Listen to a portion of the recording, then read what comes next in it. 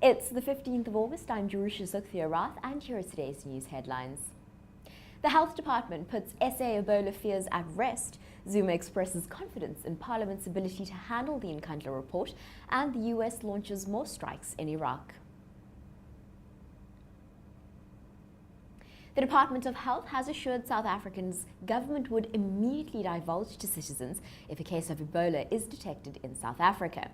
Health Minister Aaron Motsoaledi said the department had been inundated with calls after DA Health spokesperson Jack Bloom issued a statement saying that there was a suspected case of Ebola regarding a patient who arrived from Guinea through OR Tambo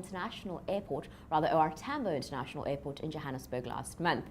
Motsoaledi said Bloom would be disappointed to learn that the pregnant woman tested negative after rigorous testing. Motsoaledi said South Africa was combat ready to deal with Ebola.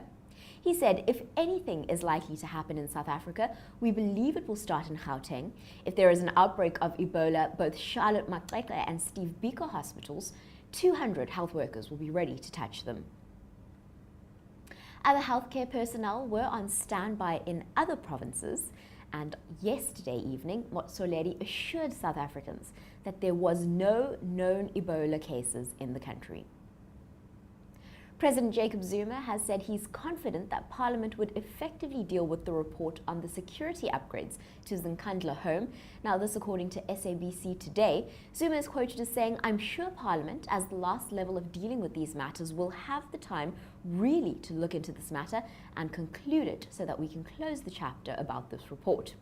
Zuma had undertaken to give the National Assembly Speaker Baleka Mbete a comprehensive report on the outcome of 3 separate investigations into the state of spending about some 246 million rand on his Nkandla home in KwaZulu-Natal.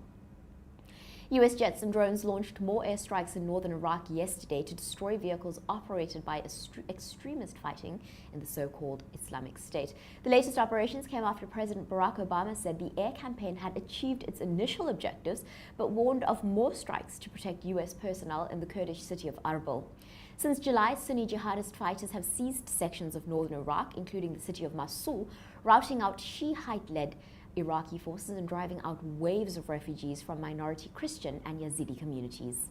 For these stories and more, stay tuned to News 24 Live. Follow us on Twitter and Facebook and subscribe to our YouTube channel.